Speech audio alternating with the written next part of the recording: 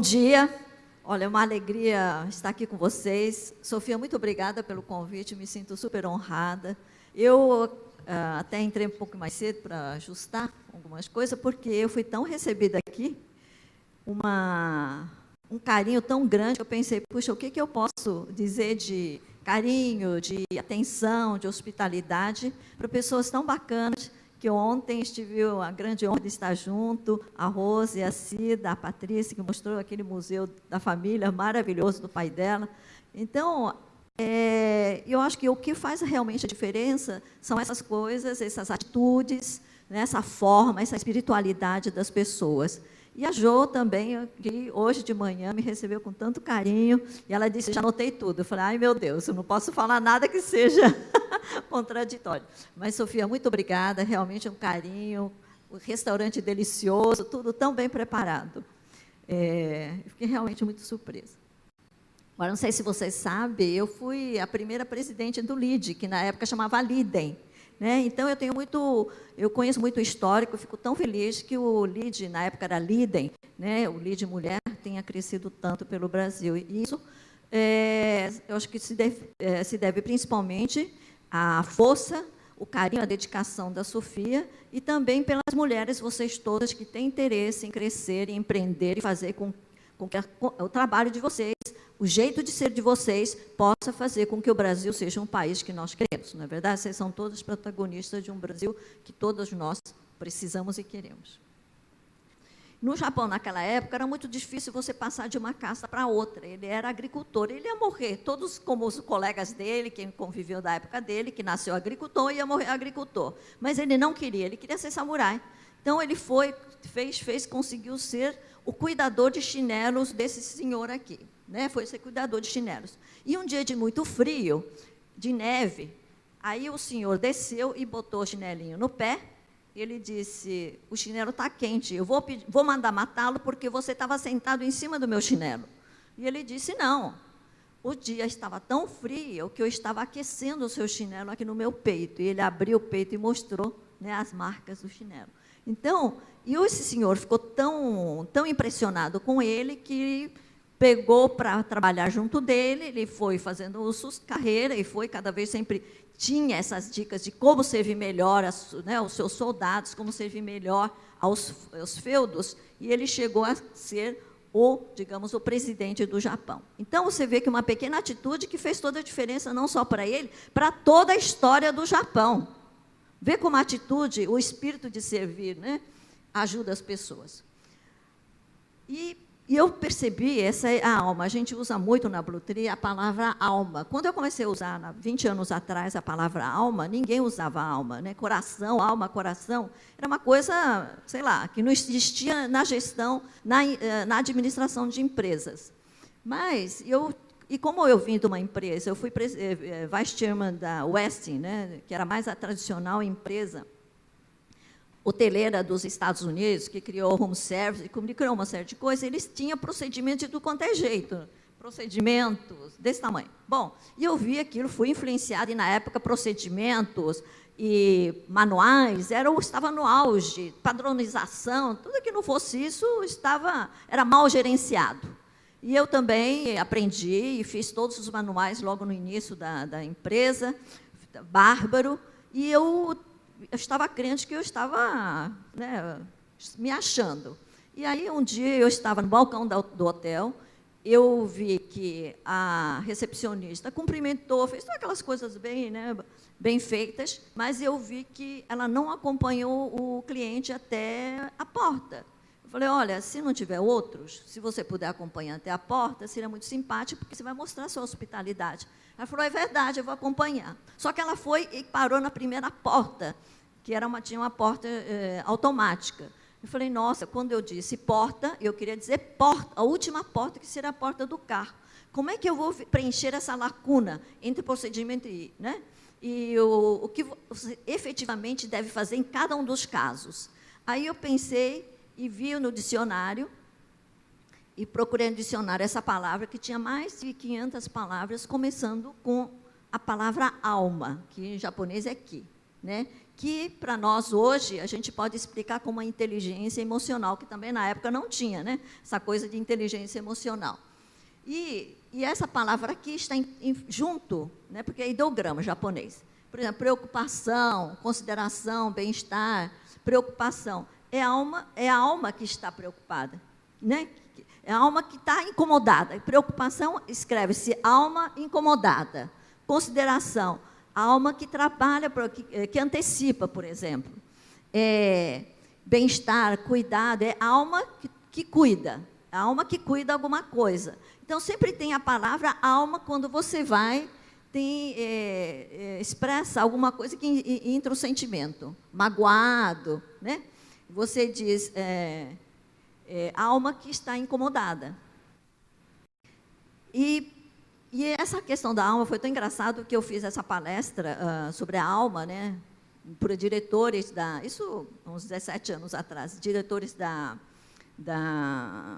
GM, e quando eu um dia fui, faz uns 3 anos, estive na GM, uma pessoa que estava lá e falou, olha, eu assisti a sua palestra, então agora eu vou acompanhar você até a porta. E eu aprendi, nunca mais deixei de acompanhar até a porta. Falei, meu Deus, eu falei, não precisa, olha, que eu vou passar em outras áreas, não precisa e tal, mas não teve jeito. Ele falou, não, vou te acompanhar até o carro, porque é assim que você ensinou. Só que eu não estava com o carro da GM, eu passei a maior vergonha.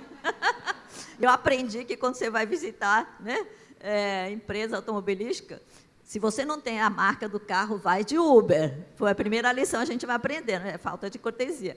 Mas ele foi super gentil. Mas então, então faz uma grande diferença. E como é que ela faz diferença? A alma Blutry. Desde que eu fundei a Blutry, eu coloquei, tomou como nosso lema, né? Alma, que vem da Madre Teresa de Calcutá, que diz o seguinte, não deixe jamais que alguém que achegou-se de ti vá embora sem sentir-se melhor ou mais feliz. Tão simples. Só que a gente, nessa corrida, a gente não pensa nisso. Então, primeira coisa que a nossa equipe aprende quando entra na empresa é essa frase. Porque com essa frase você faz uma série de coisas, né? Não deixe jamais que a pessoa vá embora sem sentir-se melhor ou mais feliz. E na nossa empresa, todo mundo tem missões, identidade organizacional, valores e tal, e nas nossas crenças e valores nós temos aqui Alma Blutry para fazer as pessoas sentirem-se mais felizes e a gente poder ter um mundo melhor. Isso é a nossa crença, nós podemos, através do nosso serviço, contribuir para isso. Né? O que é uma alma feliz? Preciso correr porque o tempo é... Então, o que é uma empresa feliz? Né? É uma alma... é uma empresa que tem admiração e respeito, não é verdade? A gente quer que as nossas empresas sejam admiradas, respeito, mas, principalmente, nós queremos que as empresas sejam admiradas e respeitadas pela cultura e pela nossa administração, pela nossa equipe. Quem tem que, primeiro, gostar da empresa é a gente e a nossa equipe. Né? A gente sempre pensa no cliente, mas, primeiro, pensar como é que a gente está trabalhando com a nossa equipe, que ela tenha orgulho da administração, como ela é administrada, a cultura da empresa, que a nossa equipe tenha realmente de forma verdadeira, assim como vocês sentem, de forma igual, de gostar do cliente, de gostar de interagir, de gostar de ver o cliente feliz, como foi dito, né? Que a gente tenha uma equipe que entenda que as mudanças vão acontecer com uma velocidade tão grande que todo mundo, a gente vai achar que todo dia é dia de mudança. Essa é uma realidade. Aprendi nesse seminário também, da Exame, que eles também falam, e eu já acreditava nisso, e reforcei, que a mudança é a única verdade que não muda. Vai ter muitas mudanças, e uma velocidade muito grande. E um time feliz para protagonizar uma equipe que esteja feliz deles se sentirem responsáveis pelo seu negócio, que eles estão fazendo todo dia essa mudança, que eles são os responsáveis pelas coisas que estão acontecendo na empresa. Não você, não eu. Eu sempre falo, eu não sou responsável pela empresa. Eu dou diretriz, dou os valores, muito mais de uma diretriz do que o fazer. Porque o fazer são as pessoas, vocês sabem. Então, eles precisam ter esses valores muito firmes, não como uma coisa imposta, não como manual, mas uma coisa que realmente as pessoas acreditam. Isso depende de quem? Isso depende da gente, não depende deles.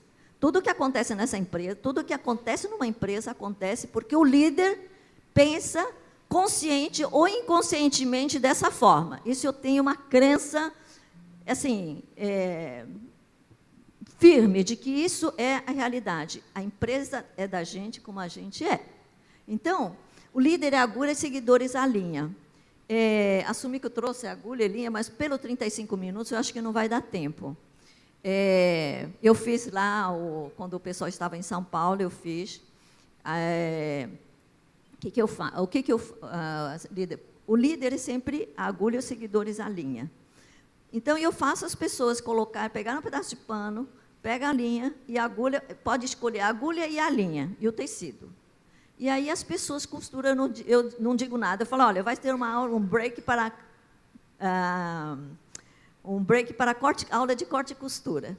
E as pessoas fazem, é muito interessante como as pessoas não escolhem a agulha certa para a linha certa, não conseguem colocar o tecido. E uma coisa muito interessante muita gente quer fazer linha muito comprida para não ter que cortar, não ter que colocar 2 vezes a linha na agulha. Moral da história, o que é? Onde vai a agulha, vai a linha. Isso é o fato. Então, onde o líder vai, vão as pessoas. Então, onde vai a agulha, vai a linha. E se a agulha costura reto, a linha vai igualzinho. E uma outra coisa é verdade. A coisa está pronta somente quando a agulha sai. Então, o líder tem que estar sempre preparado para preparar outras pessoas sair. Entrar e sair. Entrar e sair. E uma outra coisa que eu vejo que é interessante, como eu disse, a agulha, muita gente coloca a linha muito comprida. Isso... Cada vez mais é verdade que a gente tem que ter a estrutura e tipo de pessoas adequadas para aquilo que você vai fazer, e quanto menor, é melhor. Porque nessa velocidade que as empresas têm que andar agora, que a sociedade está andando, se a linha é muito comprida, você demora muito mais, e você emaranha, dá um rolo. Então, curta, no tamanho certo, e que você possa dar velocidade, é o melhor tamanho da sua empresa, das suas equipes. Então, esse é um ditado do livro dos samurais, isso é um ditado muito antigo, né? Que chama Hagakure. Outro princípio que eu aplico, que eu gosto, e eu acho que toda relação tem que ser ganha-ganha. Porque toda relação, quando é ganha-ganha, é verdade, vocês sabem, é uma relação de conquista. Mas... muitas vezes, a gente não enxerga quem dá o primeiro passo. Então, esse exemplo da bacia, eu gosto muito, porque você enche uma bacia com água. E se você você puxa a água, ela vai embora. A água você puxa, ela vai embora. Agora, quando você empurra a água vem para você. Então, esse é um princípio do budismo japonês. Quando você quer alguma coisa, primeiro dê você. Mostre você, e ela vem para você. Bom, temos a regra de ouro, né, da Blue Tree, que aumentou, porque antes era encantar a todos, que é nosso lema sempre, meta é meta, prazo é prazo, resolver. A gente ouve muita justificativa. A gente não quer mais, a gente não quer justificar, a gente quer solução. As pessoas têm que resolver, a gente tem que orientar as pessoas para resolver. Eu nem escuto, vocês sabem que eu justificativa, as pessoas nem falam mais comigo, só resolver. Foco no cliente. E uma coisa que nós colocamos, nesses 2 anos que a gente não tinha colocado, é foco em vendas. A gente tem que vender cada vez mais. Plaza One Thing, que é sempre pensar alguma coisa além, que vocês já conhecem na gestão, né? Usa-se muito Kaizen e Kaikaku. Vocês sabem que diferença entre gestão é uma coisa e a administração é outra. A gente administra a empresa. A gente faz gestão de indicadores. A gente faz gestão das coisas que nós definimos. Se a gente atingiu a meta, se a gente está no prazo, se a gente está chegando, se as metas do plano estão sendo feitas. Então, gestão é uma coisa, administração é outra. Né? E é quando a gente usa muito também, vocês sabem todos, o PDCA, que é super importante, vocês conhecem.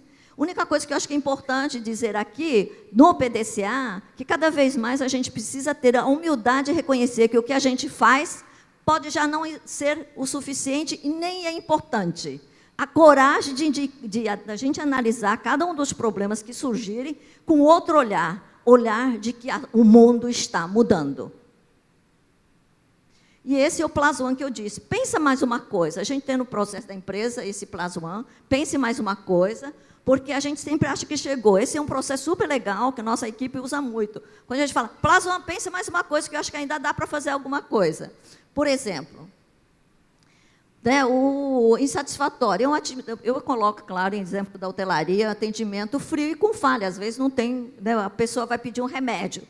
Não tem remédio, é obrigação ter remédio, vários tipos de remédios, né? Porque o cliente também fica doente, ou não tem. Então, atendimento formal, com procedimento, tudo. Olha, aqui o teu remédio, você dá, às vezes só tem um. Está com dor de cabeça? Você precisa ter pelo menos 3 tipos, as pessoas são alérgicas. Então, esse é um atendimento satisfatório. O que seria um atendimento agradável, né? Chama o hóspede pelo nome, pergunta, né? E depois pergunta se o remédio funcionou, se quer mais alguma coisa, etc.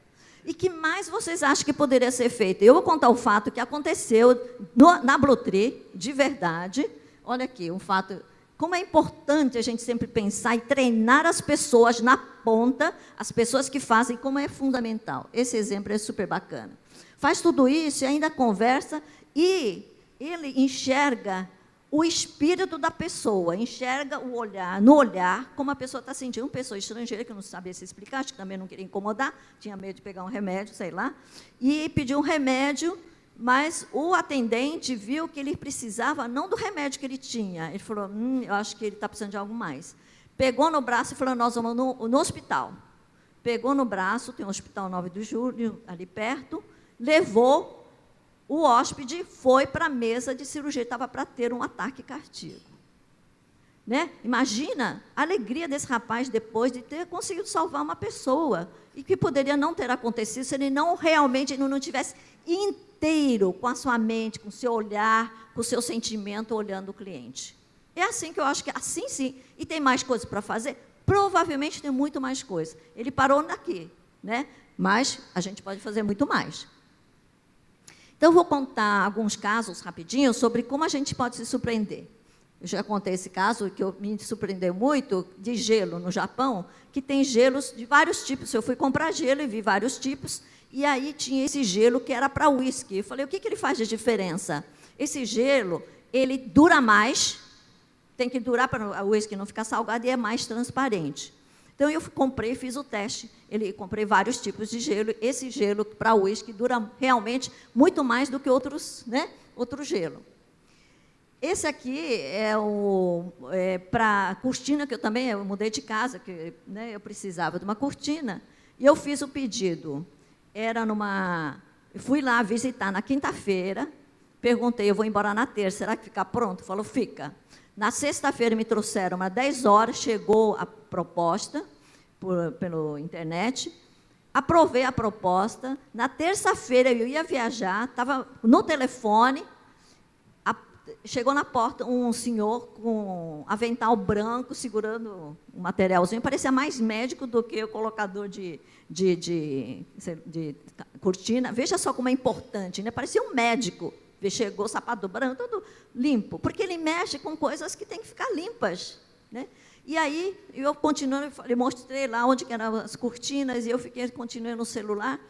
Em 20 minutos, mais ou menos, continuava no celular, ele me cutucou e disse, dá uma olhada que a cortina está colocada. E ele queria que eu puxasse a cortina, visse se estava retinho tudo, se estava tudo ok, para provar para ele ir embora. Gente, em 20 minutos, foi uma coisa que me impressionou tanto, vocês não imaginam. Então, quantas coisas a gente pode fazer que acaba a gente surpreendendo a gente, né? Olha, essa senhora aqui, ó, ela limpa aeroporto, banheiro de aeroporto, ela limpa aeroporto. E ela ficou super conhecida porque ela aqui está limpando o tampo, por cima, por baixo, ela coloca espelho para ver se o banheiro está, né, o tampo está todo limpo, se o banheiro está limpo. E o pessoal perguntou para ela, por que você faz isso? Falou que todo turista, eu falei, eu estou contribuindo para que todo turista que venha para o Japão sinta-se bem recebido, com banheiros limpos, com o aeroporto limpo, que está tudo limpo para ele. Olha só, Poderia fazer isso? Não, ela não precisa, mas ela sabe que ela é responsável para que os turistas se sintam bem, bem recebidos, chegou num país limpo. E aqui, a última viagem que eu fiz para Tóquio, faz mais ou menos um mês, e eu já tinha um ovo, que eles, no Japão eles cozinham o ovo, você compra um ovo, você pode comer em qualquer lugar, porque ele é temperado, vem temperado. Dessa última vez, eu fiquei impressionada, porque tem ovo. Olha aqui, comprei assim. A gente quebra só um pedacinho embaixo e você tem um ovo pochê. Ele sai inteiro, não quebra. Eu testei várias vezes. Ele cai inteiro, um ovo pochê, quase cru. Gente, é uma coisa. Então, cada vez mais as pessoas estão buscando novidades. Olha aqui, né? Eu vou só contar rapidinho aqui, só vou mostrar. Eu não sei se vocês sabem, fui eu que criei feijoada, separando todas as coisas, os ingredientes, porque eu gostava de algumas coisas, eu não gosto de porco, não gosto de orelha, essas coisas. Então, eu pedi para separar, e aí se tornou padrão, um tipo de padrão, né? Feijoada com os ingredientes tudo separado, cafezinho e água que o pessoal coloca no lobby, que não tinha, e que surgiu por uma necessidade, porque no balcão as pessoas queriam cafezinho, e eu tinha restaurante perto, a Sofia sabe muito bem que atrapalha, porque eu tinha o café da manhã, o pessoal tomando café da manhã, eu tinha que tirar o garçom para servir o café, aquela confusão toda. E era um custo se eu colocasse mais pessoas. Eu não queria aumentar o custo, mas eu queria criar facilidade para as pessoas. Então, eu pedi para colocar um cafezinho para chamar as pessoas para aquela nova forma de tomar um cafezinho, porque todo mundo queria ser servido, eu não queria se servir sozinho, e eu coloquei uns biscoitinhos e todo mundo passou a se servir sozinho. Então, e Guest Relations, fui eu que criei também uma série de coisas. Bom, e esse também é um exemplo, né, o tomate, né, que quando você planta no vaso, dá 100 tomates, quando você coloca na terra, dá 1.000 tomates, e quando você faz agropônico, dá 12.000 tomates. Isso daqui, no Japão, também, você sabe que tem limitação de terra, de altura, de terreno, tem muito terremoto, tudo que está em cima cai em cima de você. E aí eles criaram, mas eles queriam fazer uma papaya na estufa e fizeram a papaya, né, pé de papaya rasteira. A gente não pode nem imaginar umas coisas dessas, mas é realidade, gente, isso aqui é tudo exemplo. E outra realidade, que é uma coisa que está crescendo muito rápido, é a inteligência artificial. Olha, se a gente bobear, vai superar a gente, se a gente não fortalecer a nossa espiritualidade, a nossa emoção, que é o que faz a diferença com a inteligência artificial, que é uma realidade. Olha só como eles estão parecidos. Esse é o real, esse é o artificial. E já tem hotéis no Japão com a inteligência artificial, com esses bonecos todos, né? Não sei se dá tempo de passar, isso aqui é tão legal, é criando laços. Uma coisa que a gente fala, criar laços, né, que eu disse, e entender o objetivo do cliente. O que eu falo muito é entender, a gente sempre fala, a gente tem que entender a necessidade do cliente. Eu acho que não, a gente tem que entender o objetivo do cliente. Eu vou explicar rapidinho aqui. Esse senhor aqui falou, olha, eu queria uma furadeira. Se ele entender a necessidade, ele vai vender uma furadeira. Mas ele disse, ele vai perguntar, mas que tipo de furadeira que ele quer? Daí ele pergunta, para que o senhor quer furadeira? Ele fala, é que eu vou fazer, vou comprar um cachorro, porque meu netinho viajou, não está mais na cidade, eu estou sentindo muito só, eu preciso quero um cachorro. E como eu quero cachorro, eu quero fazer uma casinha. Veja só que diferença, né? Daí ele chega à conclusão, não, ele não quer uma furadeira, o que ele quer é uma casinha para o cachorro. Então, ele acaba vendendo a casinha, né? Então, a gente tem que prestar muita atenção às coisas invisíveis, né? Que é o patrimônio, eu acho que é o patrimônio muito mais da equipe. Nossa, como eu disse, da gente dar as diretrizes. E né, o patrimônio invisível que a gente tem que colocar nas pessoas tem vários tipos. Tem o mínimo, o médio e o máximo. A gente fala de uma forma genérica sobre o serviço, mas eu acho que não. Olha, sorriso primeiro é a chave, né? Patrimônio, eu fiz lá com elas também. Sofia, abre para mim isso aqui. Sorriso é a caixa. É a caixa onde estão todas as coisas que você pode oferecer. Dependendo do seu sorriso, você abre só a caixinha um pouquinho, você abre bastante a caixa. Então, o sorriso com o corpo, com tudo. Então, não sei se você... Não, é assim. A gente tem um treinamento lá com o Hashi. Você quer fazer, Sofia? Você já fez. Você já sabe. Então, a gente tem um treinamento, durante o dia a gente sorri, mas no final da tarde a gente está cansado. A Sofia já sabe. Como é que a gente faz com o Hashi? Olha como o sorriso volta. Não é verdade? Isso, né? Obrigada, Sofia. Mas isso é treinamento mesmo, não é brincadeirinha, não, né? O sorriso, o espelho que a gente colocava antes, né? A gente coloca espelho em tudo quanto é lugar, né? E o jeito de atender, né? Eu não vou explicar porque já tem 5 minutos, depois quem quiser, depois eu explico. O jeito de atender, né? Tem que ser diferente. Por exemplo, o jeito de atender expressa cortesia. Então, primeiro, atende com atenção dividida. Você atende olhando outras coisas, está no telefone, então, uma atenção dividida. Esse não é bom, né? O número 1 que eu coloco. Número 2, cumpre o procedimento, né? O sentimento do cliente passa despercebido. Se eu estou chegando cansada, eu quero mais ser atendida rápida. Ontem, no hotel, foi ótimo. Atenderam a gente, porque a gente estava no 2 quartos, queríamos ficar num quarto só, porque tinha coisa para fazer. Atenderam muito rápido. Isso é super importante, né?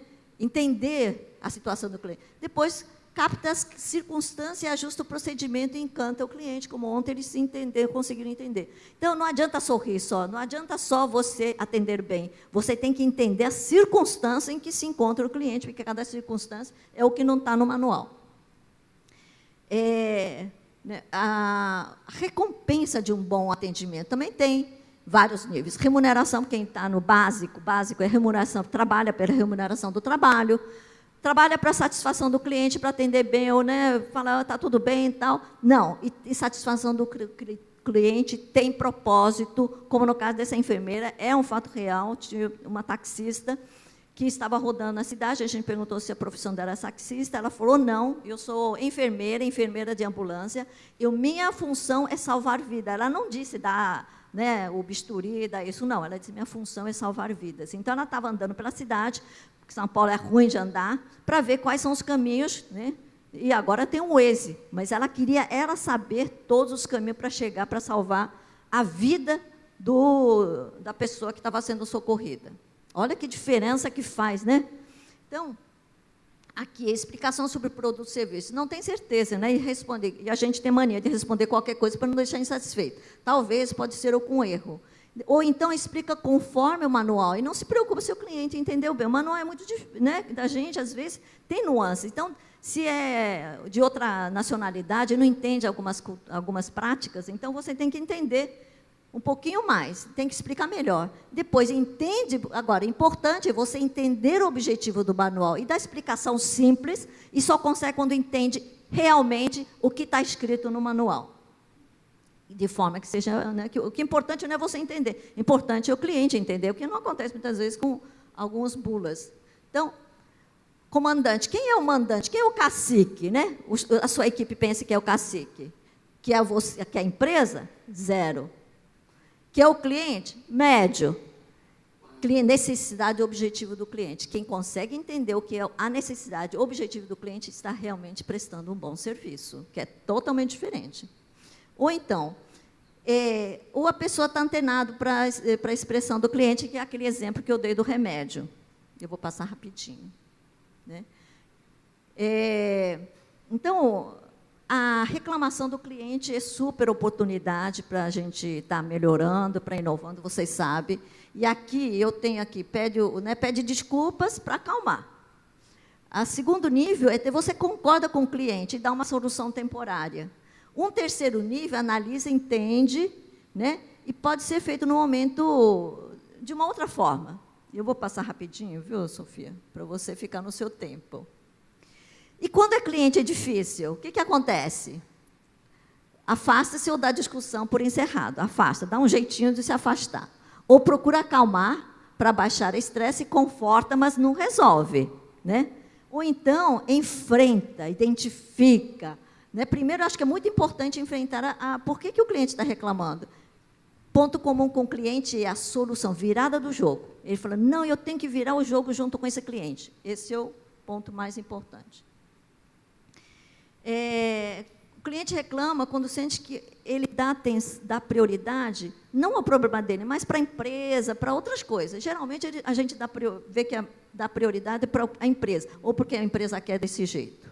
Bom, eu tenho aqui alguns princípios, né? Alinhar com o objetivo do cliente, como eu disse. Eu vou dar aqui um exemplo só. O fim do prazo de garantia, tem uma empresa que telefona um mês antes, dizendo, olha, o seu prazo de garantia vai terminar. Vai ter mais trabalho, mas ele fideliza o cliente. Eu vou pular essas daqui, não sei se vocês sabem, a Honda, a motocicleta foi criada com... porque a mulher dele, eles moravam no alto, e a mulher dele subia e descia com bicicleta, e o marido falou, não, coitada. E colocou um motorzinho e criou a moto Honda. E dar ao cliente o que nem ele nem imagina, que depois, se quiser, a gente explica com mais calma. Bom, eu acho que já estou acabando. Alinhar com o objetivo do cliente, não tem custo, assim, como eu disse, né, patrimônio invisível, e é um crescimento da equipe, das pessoas e da gente também. Valorizar cada encontro como único e não replicável. Isso vem da cerimônia do chá. A gente acha que cada encontro não é importante de acordo com o que você está querendo. Vocês não imaginam, valorizem cada encontro é extremamente importante. E é único, isso é um ditado japonês. Valorize cada como único e não replicável. Deixa eu ver o que mais aqui. Aqui, melhoria...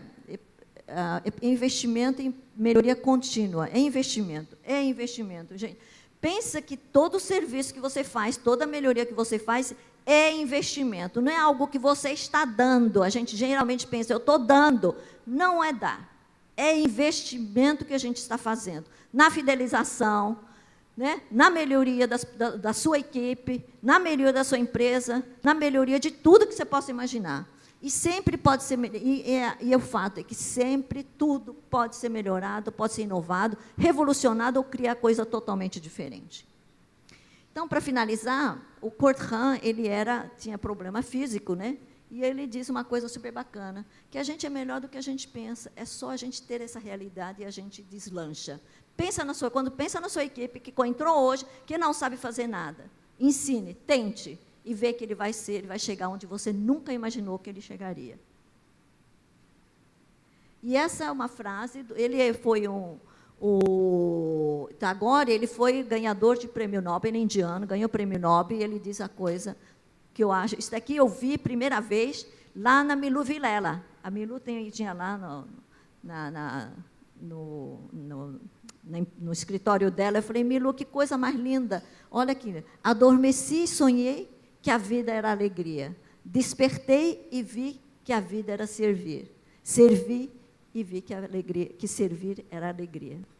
E eu acho que a vida é isso, né? A gente cria produto, a gente cria empresa.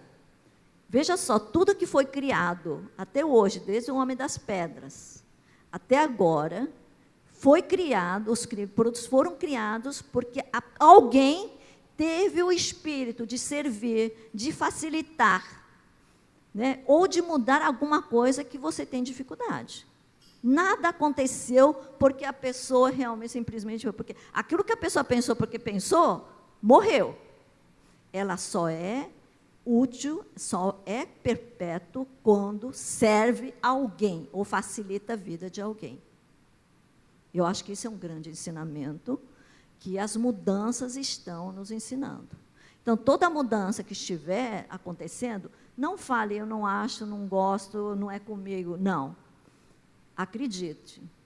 Tudo que existe, que está tendo algum significado, vai ser alguma coisa muito importante na vida da gente. Então, isso passei rapidinho, né? Então, essa é a última. Gente, muito obrigada.